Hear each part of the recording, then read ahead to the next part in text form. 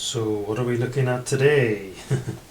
Yeah, we'll be looking at my pedalboard that I made its pedalboard case, as you can see. So we'll start into that now.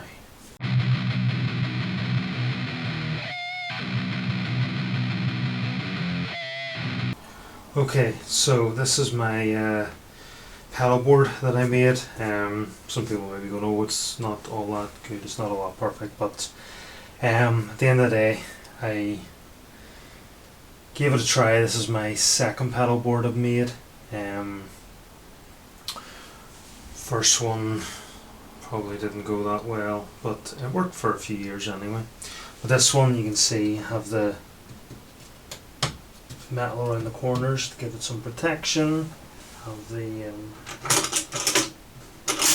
locks, the carrying handle. Look on the bottom, we have feet on it. So let's get a wee look inside. So lift it up. So yeah, most people are like, what do you do now? But I got hinges for it that I can just. It's kind of awkward holding the camera at the same time, but we'll make it work. So always fun when we get to that part, right? So just that's blank, empty, you know.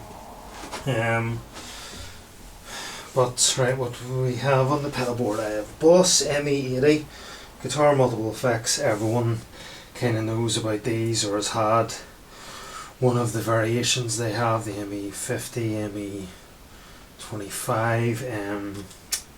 Yeah, it's got the COSM or COSM effects, same ones that are in the high-end Boss GT100 or whatever they are. So that's where my main effects comes from. And then I have a smart gate from MXR. We look up the settings there.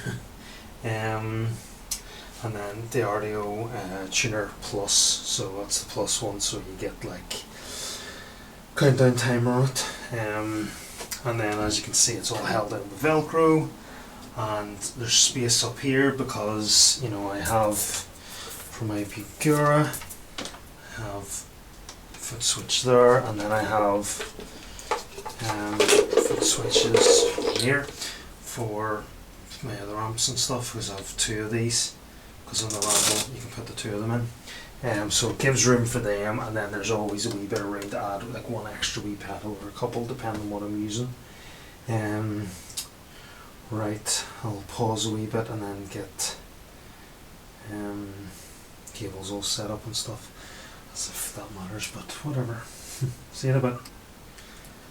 And we're back. So I've got it plugged in. In fact, I'll just let you see if you can, but you may not. But behind here, underneath this step, no, you can't really see it. Hang on.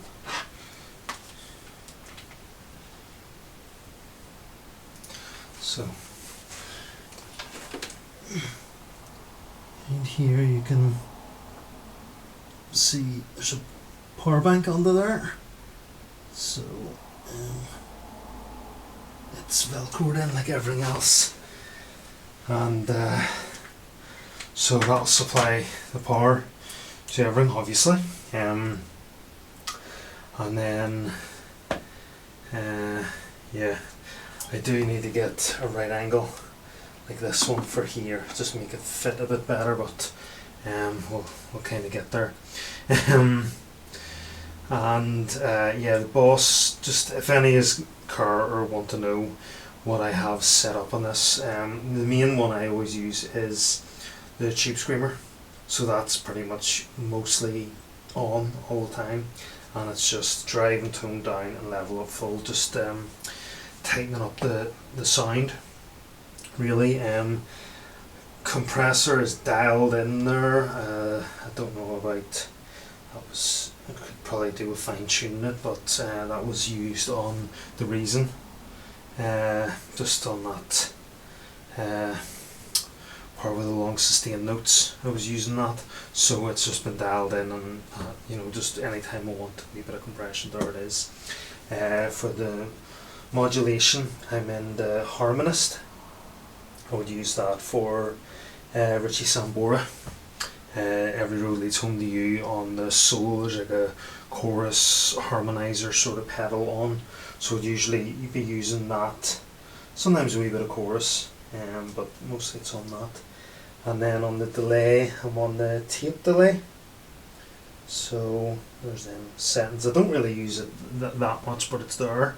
The pedal, I've been using the 2-oc, so it's 2 octaves. It's good fun to play with, and then sometimes the wah.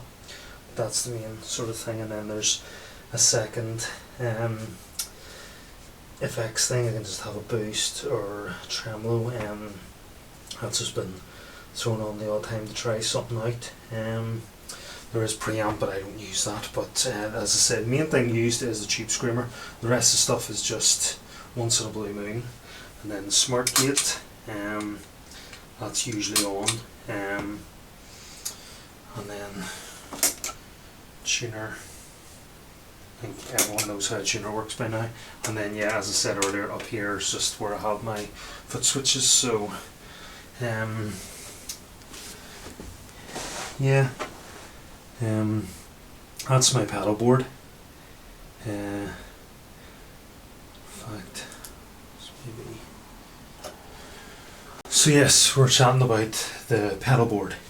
I built one before. It's on one of my old channels, and it was massive. It was really, but one thing I'd always wanted to do with it was have a lid to turn it into a case.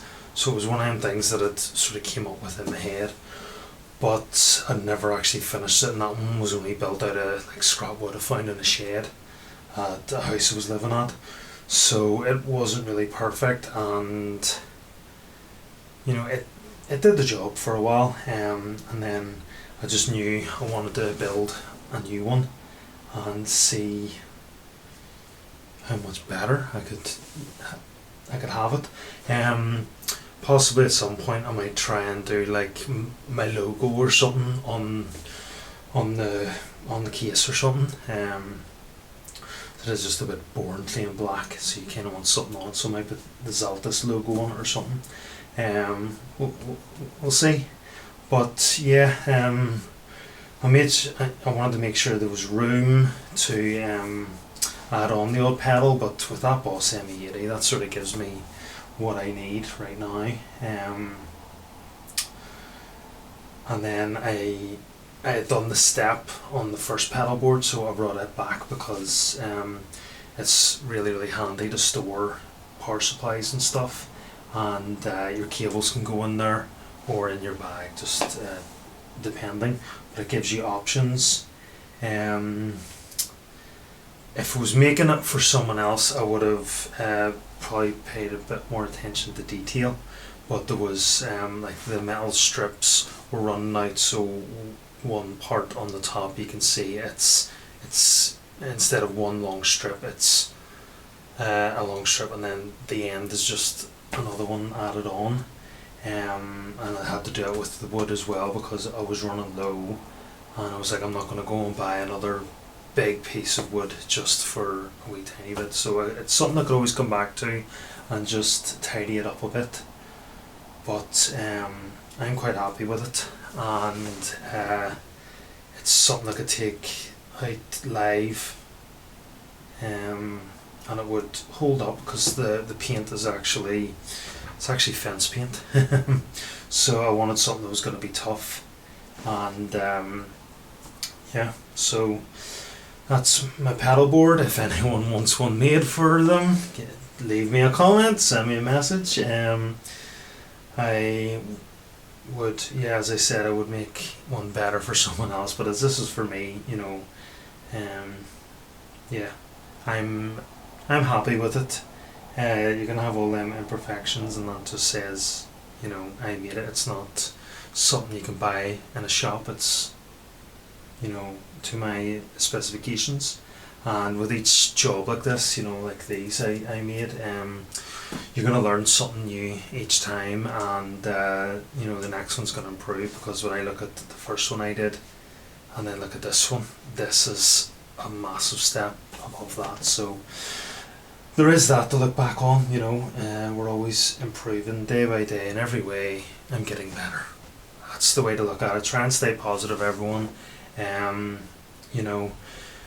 Play guitar, play bass, play drums, sing, whatever. Do what makes you happy, and don't get stuck in this competitive thing of I have to be better than him or her or them.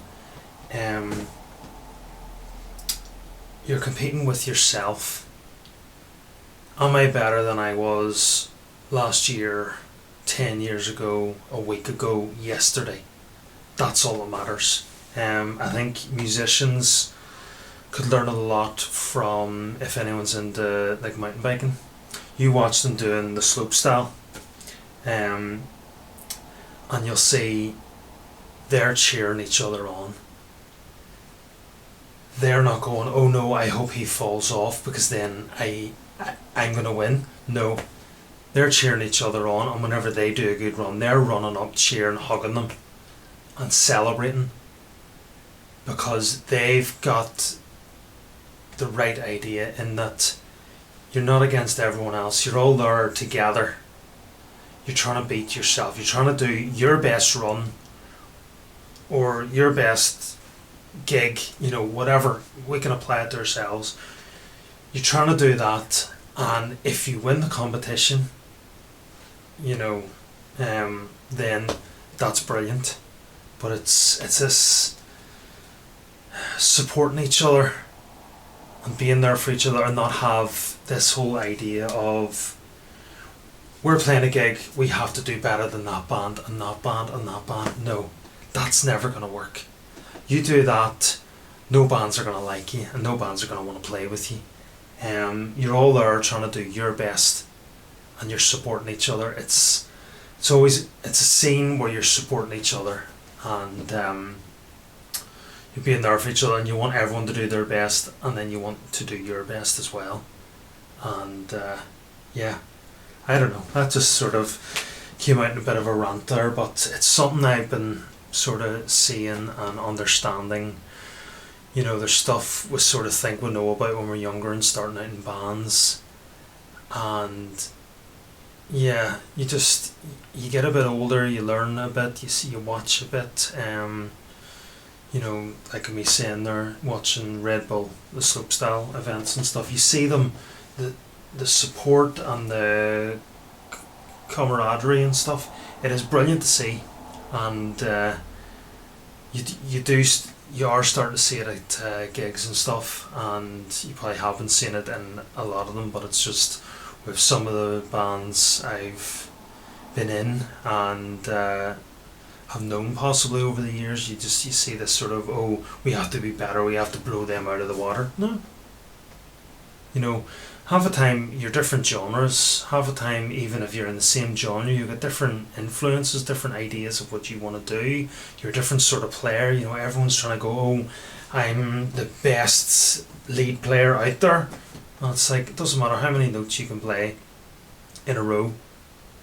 One of the biggest things you can learn is leaving space in your solos, and it's one of the hardest things to do. It's to stop playing and let that note ring out. But it's going to improve your playing and your solos. Give the notes room to breathe. This is becoming such a rant, this one. But yeah, it's just some things been brewing in my head, and I suppose while I'm talking about this pedalboard, I'm just going to talk about some other stuff as well. But yeah, support each other, and yeah, think before you start, commenting on people's stuff and stuff. Oh, this is terrible, this is that, this is the other. You don't know what's going on in someone's life, you don't know what's going on in someone's head. It costs nothing to be nice to someone. You don't have to agree with each other. You can just go, look, I don't agree with that, I see it in this light. That's fine. Doesn't mean we have to be against each other. We can all coexist, having different ideas. I know that's a crazy idea to have nowadays, because it's just like everyone has to be, no, you're wrong, oh no, I'm right. No, doesn't matter. Everyone has their own idea, and that's fine, you know. So yeah, I don't know where this all came from, because I didn't really plan much of this. It just started off in a moose trail. But yeah, so that's my pedal board.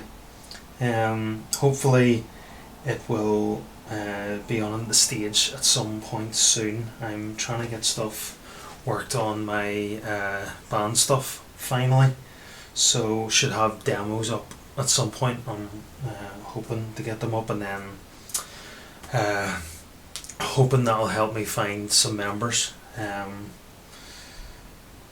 But yeah, so more stuff on the way. There'll be another video out Friday. I don't know what day this is going to get out, it's depending on how long it takes me to edit this, but yeah, if you've watched this all, thanks for watching and well done. Like, comment, subscribe. Do you have a pedal board? Have you made it? Did you go to the shop? And that's perfectly fine. Some people just go, oh, that has everything I want. That's dead on, you know. What do you have on your pedal board? Or do you just bring one or two pedals and just plug them in on stage? Because I've done that. Most of us have done that, you know. You can make it as simple or as as complicated as you want when you're building one, but yeah, if you want to, give it a try, get a couple of bits of wood and see what you come up with. Doesn't have to be perfect, just has to work. Okay, so I'm gonna shut up and yeah, get on with some more work on the computer here. So thanks for watching, take care of yourselves, smegheads. See you later.